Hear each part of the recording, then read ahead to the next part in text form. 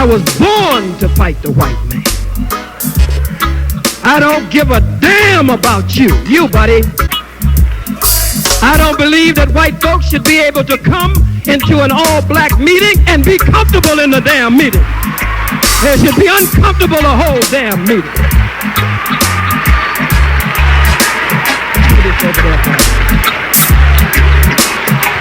Move that out. Look.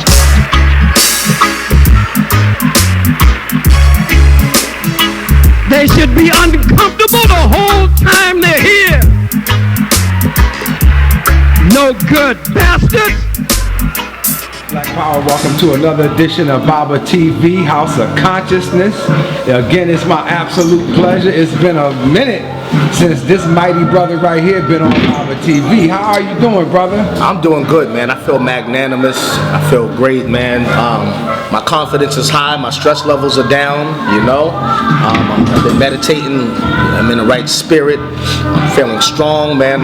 I'm ready to get it in, man. Ready to talk about a few things, cover a few topics that I find relevant and critical and that need to be addressed. And Sankofa's the brother that's going to bring it to you the way that I do. You know what I mean? It's been a while since I've been on Baba TV. We've been missing each other the last few times you've been coming down here to Harlem. Yes, coming up there from Syracuse. I've been out in Boston doing other endeavors and taking care of other issues and matters, and so to speak. But we're here and now, and it's been a long time coming, man. It's good seeing you since what, last summer, brother Baba? Yes, sir. Okay, but nonetheless, it's been late, but it's still right on time, and it's been a while rather, but it's still right on time. Okay, it's cold outside, but we about to warm it up in here. Okay, on 125th Street, Harlem, New York. All right. You want to start off by asking me any other questions specifically, or? Yeah, I had one question in particular, and that was what happened to the debate between you and Israel Doctrine? Well, I'm glad you asked that question because I haven't been able to get a chance to be in front of cameras a lot lately and be able to expound on or explain what it is that transpired that didn't allow the debate to take place that was supposed to take place initially November 1st of 2014, of course, and then postponed. It was postponed to another date that we both had agreed upon, which was December 6th of this past year, 2014. What happened was, one thing about us brothers, man, and it's unfortunate, is a lack of integrity, first and foremost, to a great extent, and a lack of communication, because that ties into integrity again. You know what I mean? Right. Me and the brother initially had the date of November 1st because of bad planned timing as it pertained to that date initially taking place at the Lighthouse Whole Food Grill in Chicago, Illinois, on 53rd Street. The date had to be postponed. I wanted to initially be postponed to the next week, which would have been November 7th or 8th. But we both agreed that we were going to just postpone it because it hadn't been promoted right. You know, we had a debate. I mentioned it one time in September. Very briefly with Sarnet on House of Consciousness, Sarnet, a TV channel. But I only talked about it briefly for about 2 minutes because it was never etched in stone at that point. It was something that me and the brother who I had just met really just had started the dialogue with over the telephone, had tried to basically blueprint an idea and a topic matter that we found that would be relevant, that would be catchy, and that we can both agree upon to go in. So we hadn't really etched it in stone yet when I first had initially mentioned a debate coming up between me and brother Israel Doctrine. However, the November 1st date was initially set up, but it wasn't promoted right. It didn't get the right kind of coverage that I felt that it should get to have the impact, the desired impact that we both would have wanted it to have, right, as far as the people knowing where it was going to be, because it wasn't going to be out here in Harlem. It wasn't like it was going to be the common debates that we usually have at the National Black Theater where everybody knows it's in Harlem, it's getting a promotion. I wasn't getting a lot of promotion for that on Sarnetta TV, so on and so forth. So when we agreed to set it for the next date of December 6th to give ourselves time to better prepare for it and initially to better promote it, so that the people can be more so aware of where it's going to be, how it's going to go down, and basically get their mental taste buds wet for what was to come. So they'll be ready to eat this knowledge that we were going to present that day at the Whole Food Light Grill in Chicago, Illinois. So I started to do my promotion for it. I believe it was sometime in mid-November. The last interview that I did at Sonetta's house on the couch, I'm on Sonetta TV, and it was entitled Brother Sankofa, Don't Be Fooled by the Bible. And we had the brother Israel Doctrine called in. We had a little brief dissertation basically to give the people an idea of what it is that we were going to be dialoguing about, and why, and where, and when. Okay? So I started to promote the date initially of December 6th. That's the best promotion coverage it ever had, because those who did hear me slightly mention it back in September, they knew about it. It was a slight little buzz, but a lot more people were paying attention by this point. When I did the interview at Sonetta's house in mid-November, people were catching on, because of course Sonetta TV has a broader, a vast audience, where people are paying more attention, opposed to Israel Doctrine trying to promote it independently from where he was at, okay, out there in Arkansas or wherever he is, Chicago. So in doing so, you know, I figured, okay, well, this would get people, you know what I'm saying, get people ready, okay, to know that there's going to be a debate between me and the brother, definitely, okay. It's not just a buzz no more, it's definitely going down, okay. That was my initial attempt at a promo for it. And about a day or two later, the brother called, no, not even called me, and that was one of the things I had a problem with. He texted me, okay, sent me a message saying that, in fact, I actually read it to you. I want to pull it out right here, because, you know, talk is cheap. A brother can say anything to try to make himself look like, or make another brother look like he's something that he's not. And as I'm showing you this isn't an attempt to just try to smear the brother. I let people judge for themselves. You know what I mean? I don't know if you can zoom in on that. Can you see that? Can you see that right there? It says, call Albert. This is November 15th. Call Albert, November 15th. Okay? You got it? Because I'm going to read along with it. I know the people can read, but I'm going to read along with it. Okay. Call Abbott, November 15th, 2014 at 2:46 p.m. It says, I believe we may have to put the debate off again. Okay? It says, unless we can get on the undercard to Polite's debate. I don't know what debate he was talking about, okay, because Polite didn't have any debate coming up around that time. He says, my money is not right now. I had something come up. It says, Sonetta said we may be able to get in that on that ticket. Remember, I'm reading it upside down, so pardon me if I'm reading a little slow. I'm reading it from upside down. Right. It says, so let's see if that's going to happen. Peace. Now, this is November 20th, 2014. The debate was supposed to take place December 6th, so this is just a couple of weeks before the debate. I was never dignified with a phone call. I was never told or reassured as to what we were going to do as a result of having to postpone this again, and how we're going to get this out to the people to let them know, it's not going down again. We're going to have to postpone it for yet another date. You know what I'm saying? I think that was very vague on his end. I think that was very ambiguous. He didn't really tell me much. He didn't really dignify me with a phone call so we can get into more of the intimate, specific details and try to come to some kind of resolve as to what we were going to do, because there was already promotion for this debate. You know what I mean? So I'm going to take this and I'm going to let the people judge for themselves. I took that as him backing out of the debate. The fact that he never dignified me with a phone call. I mean, the brother hit me up in a multi-message maybe a couple of weeks later, in the beginning of November, end of November, the beginning of December, and it was to some extent trying to get on some undercard for another debate. But at that point, I mean, I was like, man, the brother never calls me. You know what I'm saying? There's supposed to be a certain way or certain due diligence that you do when you're dealing integrity once again. You know what I'm saying? That a lot of us, not all of us, but many of us, and far too many of us, don't exhibit when we're dealing with each other. You know what I'm saying? There's not that sense of camaraderie, brotherhood, communication.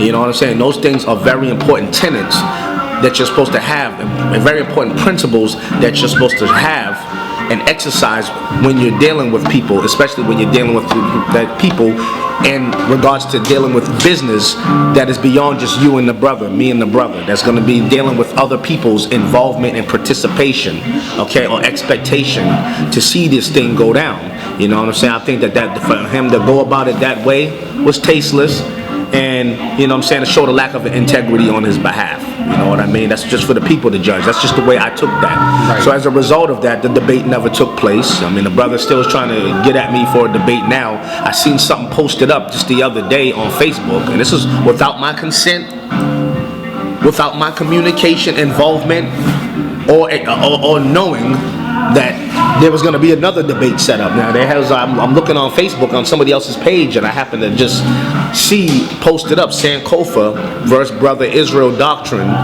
February 1st, 2015. I'm like, wow, that's funny. I've never talked to the brother. The last time me and the brother did have an exchange, it wasn't that much of a positive exchange.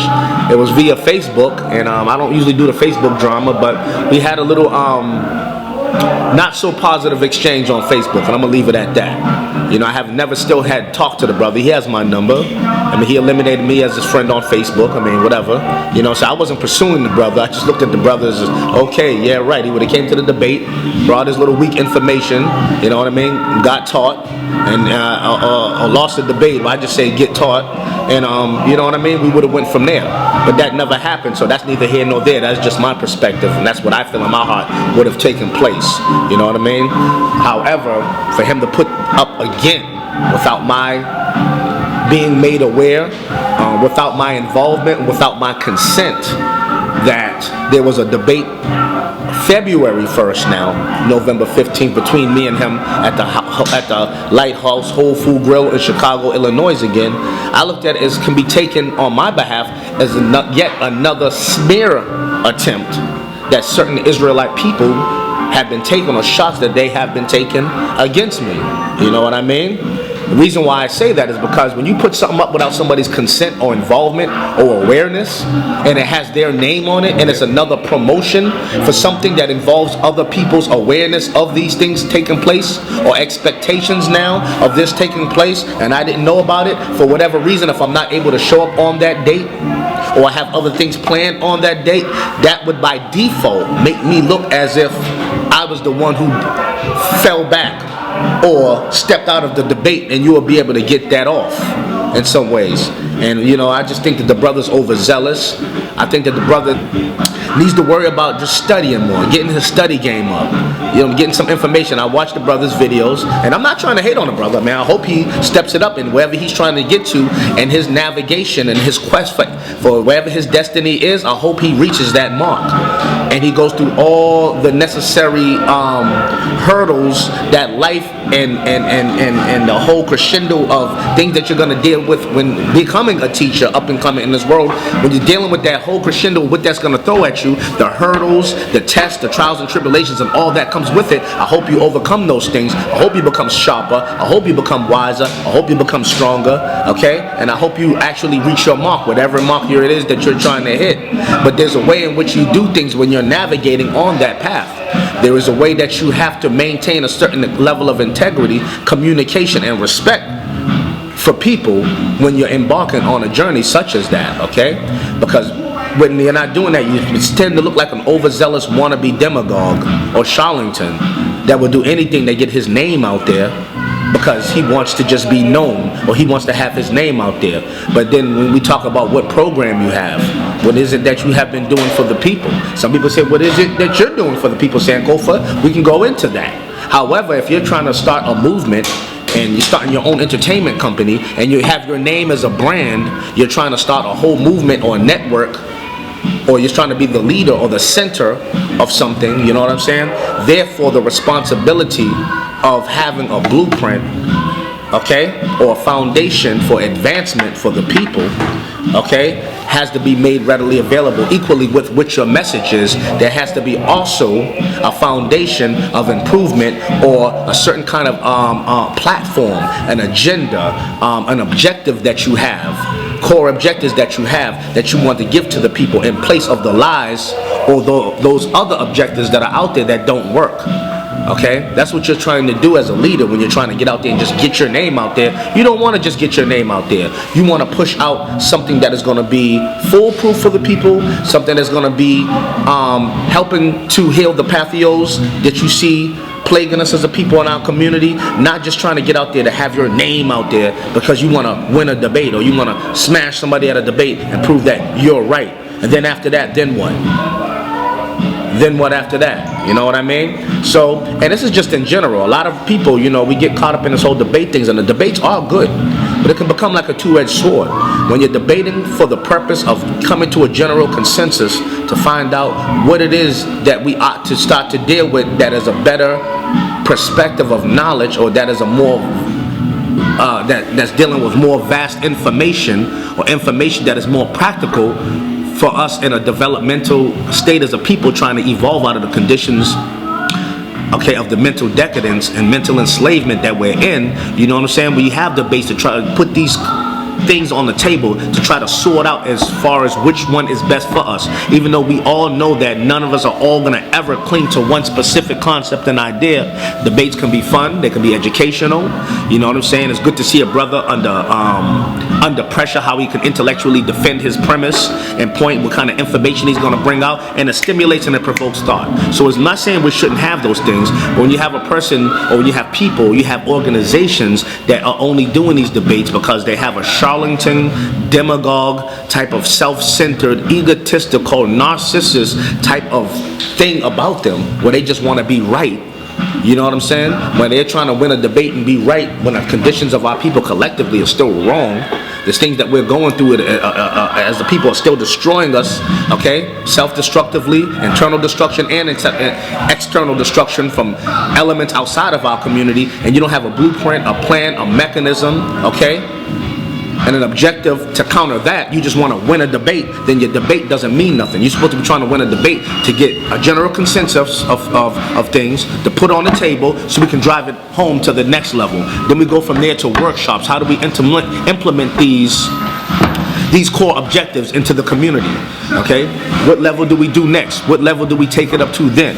You know what I'm saying? How do we implement it? How do we cultivate it? And then after that, how do we perfect it and take it to another level? These are the things that we need to start doing, as far as besides just having debates, which are necessaries. Debates without an objective of what we do next after the debate means nothing. It's like a bird trying to fly with one wing. It's going nowhere. You know, and a lot of us are poor, disenfranchised. Even if those who are doing a little bit better off financially than other maybe in the community, collectively speaking, there's not a lot that we can say that we own or have collectively as a people. So a lot of things what we try to do is to overcompensate for that, and it's not always a bad thing. It's the truth. That's what I have. My feelings, and we're emotionally attached to that which we believe in.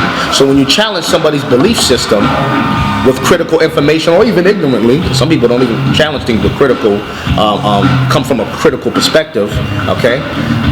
Where people, they feel like they have to defend something because I don't have anything else, but you're damn sure not going to take this from me. I have faith in, you know, a Messiah or a supreme being outside of myself coming back to bring me salvation. You know what I mean? You're not going to take that from me on top of me not having other things, because society has taken other things from us collectively, or keeps us outside of obtaining other things collectively as a people.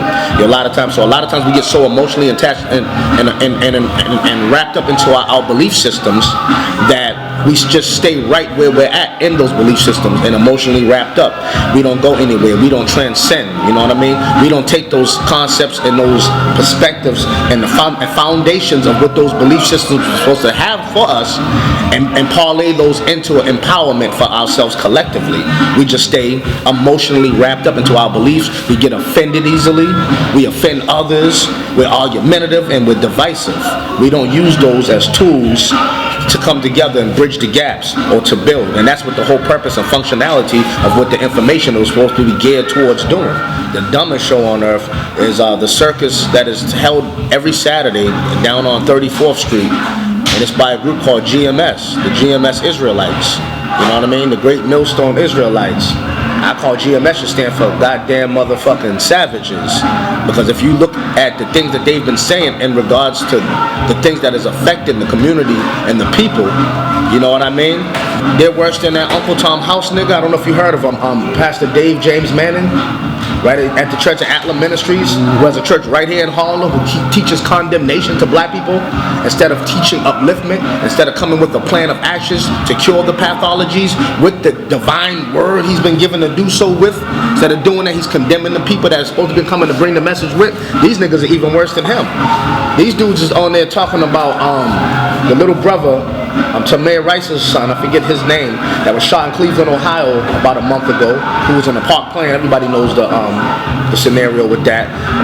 Fuck this little nigga. We're glad his ass is dead. Fuck that little nigga, man. We hope the Most High killed. We're glad the Most High killed that nigga. And as I'm listening to that, I couldn't help but to comment on it. Some people say, why even pay them niggas any attention? Because niggas like that need some attention paid to them. Everybody can't just keep letting these niggas like that be on the corner talking like that. You know what I'm saying? I hope all the G's out there, all the thorough cats out there, all the people that's in the community, all the conscious and unconscious alike, hear these niggas, and these niggas get exposed because certain things can't be tolerated. Certain things you can't just ignore and say, just leave them ignorant niggas alone. Nah, sometimes when these niggas start calling you out, or they're calling forth or rousing up the wrong energy in people need to act off of that. Now, I'm not saying become savage and go out there and get violent, but they need to be addressed. They should feel uncomfortable coming out into the community. When they're not in the community, them niggas is cowards, and I'm gonna say that. You know what I mean? Them niggas is cowards because they don't go to the community of the people that they're condemning, the same communities they come from and are a product of, mentally and otherwise, economically and otherwise. They don't go to this community with their message. These niggas in every state where you see GMS at are in the downtown areas, or in the areas where the pathologies are not affecting the people, that the pathologies or the curses or the plagues or the curses of Deuteronomy 28 that they talk about, okay? So everybody can understand where I'm coming from. Same when I say pathologies, some people might not know what that means, even though some people do. Okay? The curses that they talk about that are affecting us, that's a curse of God by breaking the laws, they're not in the communities where these people are at, teaching them and being an example of what light is supposed to be like in the midst of the darkness, because these niggas don't know, they don't have no light. They're not enlightened, they're endarkened. You know what I mean? And for them to be out in the corner talking about the black woman as a savage bitch, she's nothing, and these niggas came from the black woman's womb. And these niggas, I mean, some of your mama should have swallowed you, man. You know what I'm saying? They're gonna continue to do that. And they're gonna continue. Let me just finish my point right there. And they're gonna continue to do that. You know what I'm saying? But everything can't just go unchecked. Some things gotta be checked. Some things have to be exposed. Certain things cannot be tolerated. You know what I'm saying? Because it shows a lack of certain kind of diligence in the community of people that are supposed to have been enlightened ones, or soldiers, or people that's supposed to be standing up for certain causes. You should be going to confront them niggas. While you standing up there worried about if Jesus died on the cross or not, and there's debates whether, you know what I'm saying, Jesus was 33 when he died, or he was 32, you know what I'm saying, just petty stuff like that. There's other things that are more critical that need to be addressed and that need to be faced on with. Certain things like that should not be tolerated. And the reason why I say they're cowards, because they're not in the community face to face saying these to the people who they're condemning. They're downtown around mostly predominantly Caucasians talking this kind of nonsense, was they know if there was a coming into the community where people are already hurting, people are already ignorant, people are already a part of this vicious cycle of self-hatred and decadence, that when they say that, they're going to rouse up the wrong spirit in one of these brothers, and one of these niggas will jump up and chop one of them niggas' wigs off. So what they do, they're taking a safe route, the same way you'll talk shit, like, you know what I'm saying, you know what I'm saying, in jail behind your cell, but when it's time to come out and that door buzz open, you ain't talking that business no more. You done already sent the pink slip in for the CO to come take you to PC by the time the door's opening for child time, so you gone, but you done already talked that shit. They remind me of people like that. You know what I'm saying? The reason why I use the analogy of jail, because they have like this kind of jailhouse kind of persona about them in the way they teach, man. Like some niggas that read about 2 books, did about 300 push-ups, came outside, put on a dirty garment, and he want to tell the world he knows everything, and he has the message in a bottle, and nobody else has it. And they're condemned. And that's what these niggas remind me of, man. You know what I'm saying? And the sad part about it is this. You probably have a lot of young, strong, potential warriors in the GMS movement who are just being misled, man, by a bunch of ratchet, older, low-life, low-down, dirty, disgraceful niggas that have the audacity to call themselves elders. And these niggas are not elders. Y'all are old fools, man. That's the punishment we received for not bearing witness to what was given to us by the elders. When you throw what was divinely ordained for you in the garbage and want to create something else, then you deserve everything you gonna get. And you gonna get it. Yeah. The only reason why they can keep running their mouth is because we give them an audience. Right. We give them a platform. We even propagate them niggas in the name of a conscious community. That's right. But just like this camera can make you something, it can break you. That's right. And brothers need to start taking the cameras and turn it into a machine that breaks down everything in your community that is not productive for your people. That's right. Because that's what Whitey do when he got his camera. You start running your mouth and talking some shit against the shit that they want to establish. Oh, they got that. Oh, that's what they use on you. That nigga take that camera, brother.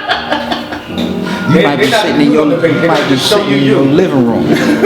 That nigga will show you on Times Square talking all kind of shit, and you ain't even never been there. But we ain't thinking in terms like that. We're thinking in terms of we got what we consider freedom. But if you got freedom, why you acting like the cracker? The same nigga you talking about did this, and did that. You acting just like this nigga. Worse. He don't come in Harlem and talk about black people. You niggas get on nationwide TV. Yeah. Do shit that the devil himself don't do. Because the devil know better. Fucked up as that nigga is. That nigga got rules and regulations. That's right. That's right. These niggas have none. Checks and balances. Rules and regulations, because that is necessary to maintain a certain order and balance and functionality within the infrastructure. And you need that. You know what I'm saying? That's why I'm gonna back up a little bit. A lot of the Israelites group, it's not gonna be just all about the Israelites, because I come out of the school of Israel, everybody know that. There's a lot of brothers out there that, even though it's already a known fact that I don't agree with a lot of specifics about the doctrine or the dogma or the Bible itself, okay? There's a lot of the brothers that I do have much respect for, because them brothers are elders, them brothers are soldiers, them brothers are diligent, they're vigilant, and they've been out there consistently for years, bringing what they feel is the best message for the people, and have impacted positive change and have transformed people's lives for the better, that we're going down a destructive path. Whether we say this ain't the truth or not, man, nothing's absolute in the universe. You know what I'm saying? But the truth of the matter is it made them wake up from a complete lie and change their lives around and trying to transform and evolve into better people. Okay? So you have to give them credit where it's due. So them brothers out there and them campsetters out there doing that, whether brother Sankofa agrees with you or not, whether you agree with me or like or dislike me or not, I'm going to give you credit where it's due on that note. One of the camps I got to give credit for doing that for is the ISUPK too. The brothers are soldiers. They're lions out here in this modern day system of Babylon, because at least they have GED programs out there. They have things out there that's helping to counterbalance the social defuncts and defects that you see out here that is consuming us as a people. They're trying to not just talk about what we need to do, you know what I'm saying, what's gonna happen if you don't do it, and you're gonna burn on an eternal rotisserie and all this and the afterlife. No, they see, okay, these are conditions that our people are in by social design. A lot of them are not going to just hear the message, but you have to be like the good shepherd. You have to go out there. People are hungry, people have needs, people are ignorant, some people can't even read, let alone have the attention span enough to sit there and just listen to you talk about what the Bible is saying. They don't even know what the hell you're talking about. The names don't even resonate or attract their attention. You know what I mean? But when you're going to have something like a program that taps into things that they need right here and now, food, clothing, water, you know what I'm saying? Like just basic stuff that Elijah Muhammad knew that our people needed, and brought an economic plan to the people, because you have to have that too. And when you have that, and then you bring them the message, and then you give them an identity, you know what I'm saying? You're bringing things full circle. You know what I'm saying? You have people's attention. You've gotten into the hearts and the minds of the people, because you're showing love by actually having programs that counteract and counterbalance, okay, the pathologies and social design that has been set up to keep you in the position and the condition that you're at. You know what I mean? When you got people out there doing the works like that, whether they're Israelite, Nation of Islam, the gods on earth, or whatever, I have much respect for all of them brothers that are doing that, because that is truth. It's not absolute truth, but that is a manifestation of truth in ways, actions, and in deeds, besides just a belief system that if you don't believe in, there's going to be total condemnation. You see what I'm saying? So I give my brothers and sisters that's out there in a spirit of upliftment and transformation and empowerment, who are doing what they know to be best in their heart and in sincerity, and they're trying to counter it on whatever civilized level that they know how to do, along with their message. Because we know that a lot of these messages are rooted in myth. So that's the premise I stand on, and that there's no real Jesus coming to return. That is just my premise. But if you do believe in that, and you're helping the multitudes of people, or you're having a blueprint that in time will help more of the people down the line, I have to give you credit where it's due, brother. I might have to work beside you, even though I don't believe in the same end-all, be-all antidote for the people. I can work, and I know I might have to fight side by side with you, opposed to some savage nigga with a message, but with no foundation. You know what I'm saying? No objective, no agenda. Therefore, no real love for the people. He's just a charlatan and a demagogue, and a person that's out there just, you know what I'm saying, mentally masturbating to make himself feel like he's something that he's not, because society has emasculated us and castrated us, okay? And has taken away so much from us. The only thing we got is a goddamn belief system and a false ego. But we need to check that. Because if we don't check that, you know what I'm saying, we're going to implode. We're going to be our own worst destructive mechanism, and niggas are going to be fossils in a museum somewhere in about 100 years. So we need to really take these things into account and learn how to apply knowledge. Don't just gain knowledge. Learn what the whole functionality of information is for. It's to learn, to inspire, of course, to know, and to also advance. And then when you advance, that leads to what is called self-preservation. That is the first law of nature. If you're not using the information and instilling it in an infrastructural kind of way like that, with checks and balances and rules and regulations and stuff like that, all you're going to have is a feel-good message, and your black power message, your Israelite message, whatever message that you have that you say is better than Christianity, the slave master religion, is going to be nothing but another rendition of that. Just to turn the tides of the conversation just briefly. I know your time was of the essence, but the reason why I like asking, we wasn't even planning for the brother to come in. When the brother, this is my brother right here, for years been knowing him, man. Got some of the illest books. He always has them. Brother deals with the nation of God's earth, but he's a scientist because he deals outside of that. You know what I'm saying? That's his foundation. But I hope I'm right in saying that, because every time I see you, you're reading books on everything. You know what I'm saying? That's how you really master the science of the foundation that you claim you stand on. You have to go outside of that, so you can build with people on different levels and make your foundation, or whatever your school of thought that you come from, make more sense and be more of what people may see as a possible foundation or institution of change in the community. You know what I'm saying? Instead of just being somebody who's a robot who believes in what they believe in it, and it's only true because they know how to parrot that better than anything else. You see what I'm saying? Because they've never really been outside those boundaries and studied anything. So I want to turn the tides on that topic and just give you credit where it's due on how I see you have been moving for years, and as a scholar, man, out here, and I respect that you don't really care to be out in front of the camera like that. You know what I'm saying? That's what makes it seem more sincere, because when you do come in front of that camera, you're dropping some real shit. It ain't something that you're trying to do for an image. You know what I'm saying? Like you said. However, what do you think about the Bill Cosby thing? The whole Bill Cosby scandal. You know what I mean? What do you think about that? What do you think? Who did he piss off, man? Remember the time? First of all, he pissed him off when he wanted to buy that news station. CBS, back in the day, right? And knocked his son off. Yeah, and it's Cosby. I remember that. 30 years later, you get some broads coming up saying, he did this, he did this, he did that. 30 years later, in 1 week, everybody. But check this out. When did that pop up? During the Aragon and all this other shit that was going on. And that was designed to take your mind off of one thing, focus on some shit that ain't got nothing to do with you in the first place. You want to jump in the bed with the white women? Go ahead. Because that's all it was that was coming down on the case. All white women. There was one so-called black model chick. She was on I forget the name of the show. Is it The View with Oprah and all? I mean, Whoopi Goldberg and all them other ladies that be on. I forget one of them shows and all that. I forget the sister's name, but you can YouTube it or Google it and look it up. But my whole thing and take was on this was that Bill Cosby. Some people's take is that how do you know he didn't? None of us know what he did or didn't do, because none of us were there.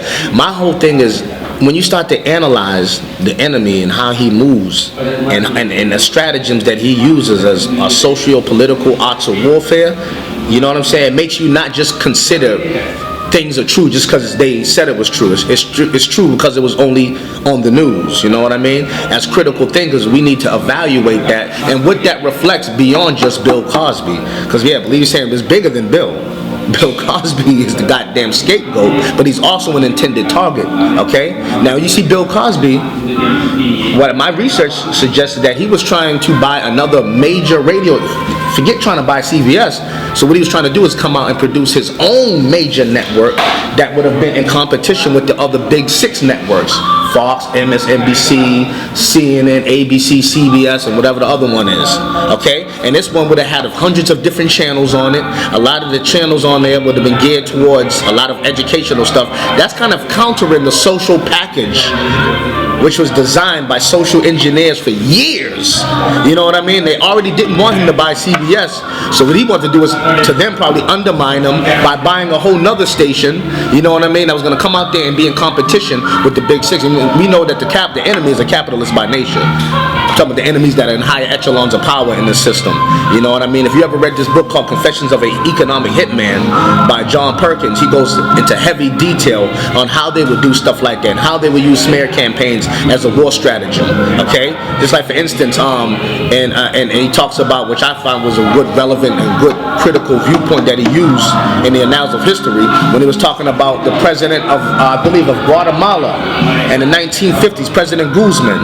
Okay, he was considered Time Life's Man of the Year in 1954, I believe, because what he did, when he was trying to get the people to rally and vote for him on his campaign, what he was trying to do, and what he really pushed to the people that got him elected, was trying to give land rights back to the natives of that land, the indigenous people of that land. When you had companies like the United Fruit Company, okay, who was taken over, who basically had a monopoly on everything, because the fruit trade was big, especially back then, you know what I mean? Still is, you know? But when he got in office, he actually stood by with his campaign objectives and what he told the people he was going to give back to them for voting him into power. He really stood on that. He stood firm on his promise to the people.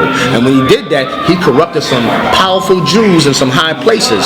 And what they did was they used that media mechanism, because what they first started to do was saying that he may be hiding weapons, illegal weapons of mass destruction. Sound familiar? Like they say the same thing nowadays in Guatemala, or that he was being financed by the communists, because nowadays they use the term terrorist. Back then, the punchline that they would use, would be communists.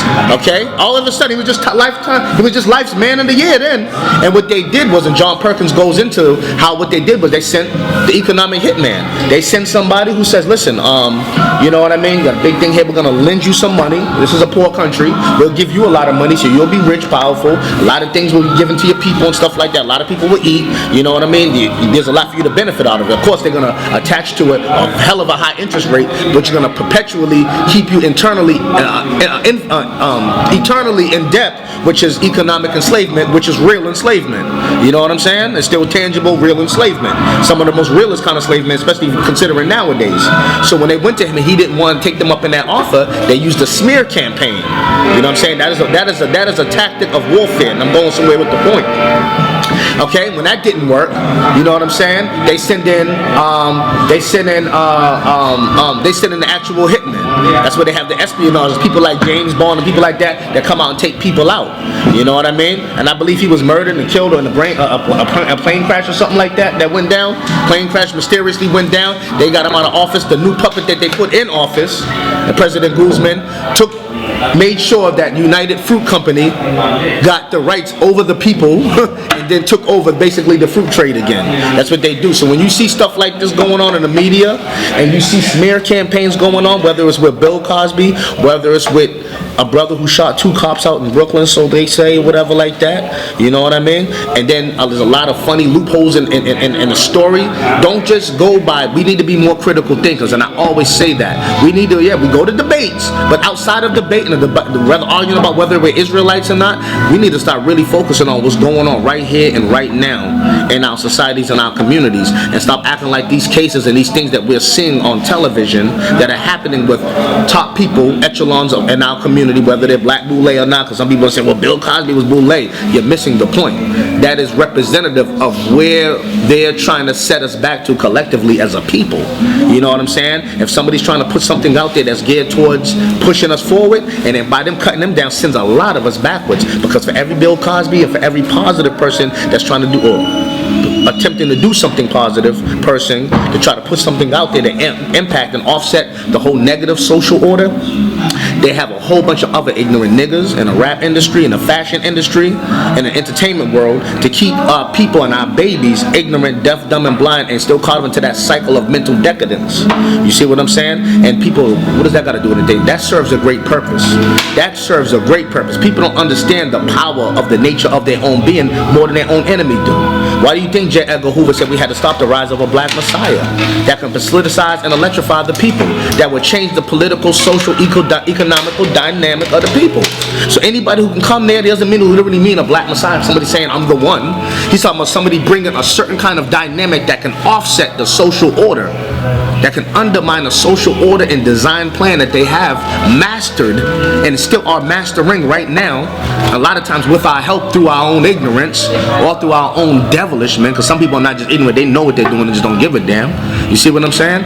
By having people that are there to try to offset that dynamic, we become an enemy of the state.